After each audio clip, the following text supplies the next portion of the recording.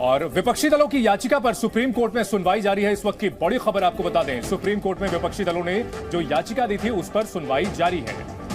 ED और CBI के दुरुपयोग के खिलाफ विपक्षी दलों ने जो याचिका दायर की थी उस पर सुनवाई चल रही है। गिरफ्तारी पर गाइडलाइन बनाने की मांग भी विपक्षी दलों ने रखी है। दरअसल विपक्षी दलों की मांग है कि सत्ताधारी पक्ष की ओर से ईडी और सीबीआई का दुरुपयोग किया जा रहा है और संयुक्त विपक्ष ने इस मामले में सुप्रीम कोर्ट में याचिका दी है जिस पर सुनवाई चल रही है।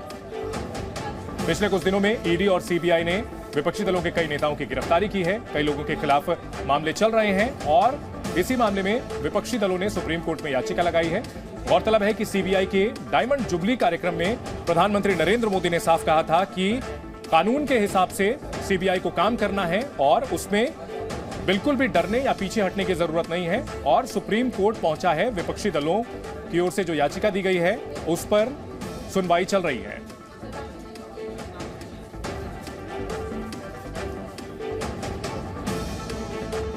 इस मामले में चाहे कांग्रेस हो, सीपीआई हो, आम आदमी पार्टी हो, अलग अलग पार्टियों के नेता ये बीजेपी पर आरोप लगाते रहे हैं कि केंद्र सरकार ईडी और सीबीआई का दुरुपयोग कर रही है। एक गाइडलाइन बनाने की मांग कर रही हैं ये विपक्षी पार्टियां।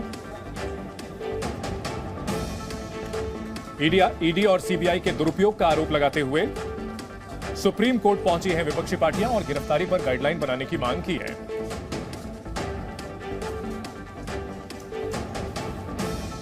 केंद्र सरकार पर गंभीर आरोप लगाए हैं। दरअसल सरकार की ओर से साफ कहा गया है कि भारत विरोधी शक्तियां एकजुट हो रही हैं और राहुल गांधी ने कहा था कि ईडी और सीबीआई का दुरुपयोग किया जा रहा है। नरेंद्र मोदी ने, पीएम ने कहा कि संवैधानिक संस्थाओं पर चोट की जा रही है, जबकि कांग्रेस की ओर से कहा गया कि ईडी और सीबीआई से डरने वाली नहीं है पार्टी। हमारे सहयोगी रवि त्रिपाठी इस बड़ी खबर पर हमारे साथ जुड़ गए हैं। रवि, एक अहम मसला और इस पर सुप्रीम कोर्ट में सुनवाई चल रही है। इस याचिका में क्या कुछ खास बातें कही गई हैं? नहीं, देखिए, लगातार मैं देख रहा हूँ जो अपडेट्स आ रहे हैं उसके हिसाब से बताना चाहूँगा कि सिंघवी वकील हैं इन 14 पॉलिटिकल पार्टी की तरफ से और सिंघवी ने कहा है कि कुछ आंकड़े में पेश करना चाह रहे हैं कोर्ट के सामने और उन्होंने लिखा है, कहा है कि 23% मामलों में सजा हुई है। 2014 के बाद ईडी ने जो केस दर्ज किए हैं उनमें 23% मामलों में सजा हुई है। 2014 के बाद उनका कहना है कि 3000 रेड हुई है, 3000 रेड हुई हैं और उसमें से शिकायत उनके, लेकिन शिकायत 888 ही मामलों में दर्ज हुई है। मकसद, उनका कहना है कि मकसद रेड के जरिए परेशान करने का है। सिंघवी कह रहे हैं कि जो रेड किए जा रहे हैं, जो भी ईडी के रेड हो रहे हैं, उसका मकसद जो है रेड के जरिए लोगों को परेशान करना है, पॉलिटिकल पार्टी को परेशान करने का मकसद है। अभी सीबी और ईडी ने जिन नेताओं के खिलाफ जांच कर रही है, उनका कहना है 95% विपक्ष के नेता हैं।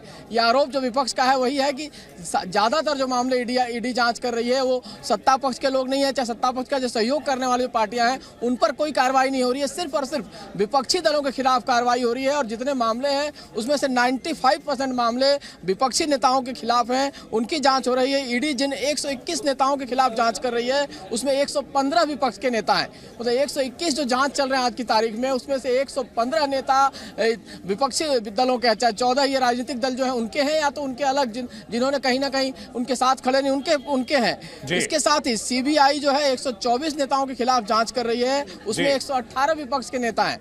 ईडी और सीबीआई के आंकड़े पेश किए जा रहे हैं, सारे डाटा रख रहे हैं। अभिषेक मनु सिंघवी अभी अपनी बात रख रहे हैं कोर्ट के सामने, चीफ जस्टिस इस मामले को सुन रहे हैं, तो जाहिर सी बात है कि किस तरह से सारी बातें रखी जाती है, उसके बाद क्या कहते हैं चीफ जस्टिस और बाकी जो पीठ के लोग हैं। चूंकि 3 सदस्यीय पीठ है ये, इसको देखना होगा। अभी एक एक करके अपडेट्स आ रहे हैं, आपको बताते रहूंगा मैं जैसे जैसे अपडेट्स आ रहे हैं, क्योंकि बार बार कहा जा रहा है, जानकारी दी जा रही है कि ईडी 121 नेताओं के खिलाफ जांच कर रही है, जिसमें से 115 विपक्ष के नेता हैं। सीबीआई 124 राजनेताओं के खिलाफ जांच कर रही है, जिसमें से 118 विपक्ष के नेता हैं। और साथ साथ अब सीजीआई ने कहा है कि आपके आंकड़े जो है, चीफ जस्टिस का भी कमेंट आया है कि आपके आंकड़े अपनी जगह हैं, लेकिन क्या राजनेताओं के पास जांच से बचने का कोई विशेषाधिकार है? आखिर राजनेता भी देश के नागरिक हैं ही हैं। चीफ जस्टिस ऑफ इंडिया ने कहा, इंपॉर्टेंट बात है। बिल्कुल। क्या वो अलग व्यक्ति हैं, उनको भी जिस तरह से आम आदमी के खिलाफ कार्रवाई होनी चाहिए, जांच होनी चाहिए, वैसे होनी चाहिए। हाल में आप गौर कीजिए कि प्रधानमंत्री ने परसों ही ये कहा है सीबीआई के कार्यक्रम में कि चाहे कोई भी हो, अगर अगर दोषी है, अगर गलत है तो उसके खिलाफ कार्रवाई हो, चाहे कितना भी बड़ा क्यों ना हो। तो इसको उस नजर से भी देखना पड़ेगा। प्रधानमंत्री का बयान हाल में ही आता है और जो लोग करप्ट हैं उनके खिलाफ ये बयान आता है। साथ साथ सीजीआई ने पूछा है, उन्होंने कहा है क्या आप चाहते हैं कि राजनेताओं के खिलाफ कोई जांच या मुकदमा नहीं होना चाहिए? ये बड़ा इंपॉर्टेंट मामला है। उन्होंने सीधे तौर पर सिंघवी से सवाल पूछा है कि क्या नेताओं के खिलाफ कोई मुकदमा या जांच नहीं होनी चाहिए क्या, क्योंकि वो राजनेता है, उनको कोई विशेषाधिकार होना चाहिए क्या? इस तरह के सवाल पूछे जा रहे हैं। अब केवल सिंघवी नहीं, सिंघवी ने अपनी बात रखी है, चीफ जस्टिस ने उनसे पूछना भी शुरू किया है। तो ये मामला चल रहा है, सुनवाई शुरू हो चुकी है। अब देखिए आगे क्या होता है, लेकिन फिलहाल जो अपडेट्स आते जाएंगे हम एक एक अपडेट आपको बताते रहेंगे। बिल्कुल रवि, और बड़ी अहम बात आपने कही है कि चीफ जस्टिस ऑफ इंडिया ने ये जो सवाल पूछा है कि क्या राजनेताओं के पास जांच से बचने के लिए या जांच की जद में आने के लिए कोई विशेषाधिकार होता है क्या, कि उनको कोई विशेष छूट मिले। बहुत अहम बात कही गई है।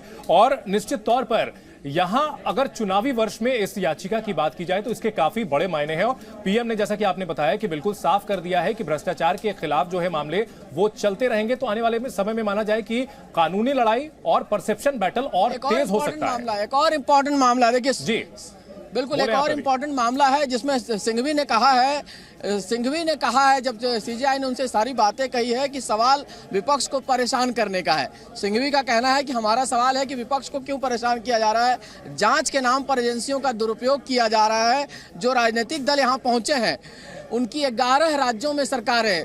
उनका कहना है कि जो राजनीतिक दल, जो 14 राजनीतिक दलों ने जिन्होंने पिटीशन लगाया है, ये उनकी भी सरकारें हैं 11 राज्यों में। 11 राज्यों में इन 14 राजनीतिक दलों की सरकार भी है और इनको जानबूझकर परेशान किया जा रहा है।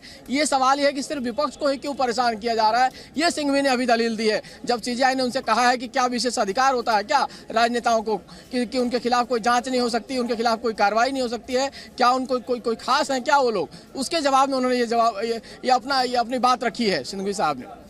बिल्कुल, जिस तरह से विपक्षी पार्टियों ने साफ कहा है कि सिर्फ उनके शासित राज्यों में ही ईडी और सीबीआई की कार्रवाई की जा रही है। रवि, इससे पहले कई राज्य जो हैं वो सीबीआई को जो अधिकार था उनके यहां जांच का वो वापस ले चुके हैं और ईडी के मामले में ऐसा कोई अधिकार नहीं है। तो क्या इसी तरह का कोई अधिकार राज्यों के लिए चाहते हैं जो ये विपक्षी दल हैं, ताकि ईडी भी अब सीबीआई की तरह जो है उनको पहले परमिशन लेने की जरूरत पड़े?